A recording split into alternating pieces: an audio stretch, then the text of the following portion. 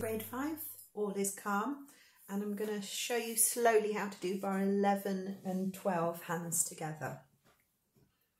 So right hand is 2 on E flat and you immediately swing under. This is the E flat just above middle C. Left hand is down on a C flat, which actually looks like a B, and then you've got 2 on G flat, thumb on A flat. So these first 3 notes go all at the same time. Then down to D flat and B flat, left G flat on its own. When you play the left B flat, you come up to 5 and 3 on D flat, A flat. Hold the left. Then we've got C sharp in the right, A in the left. Then together here, C sharp and A with A in the left, F sharp on his own, C at the bottom of the right hand with A flat.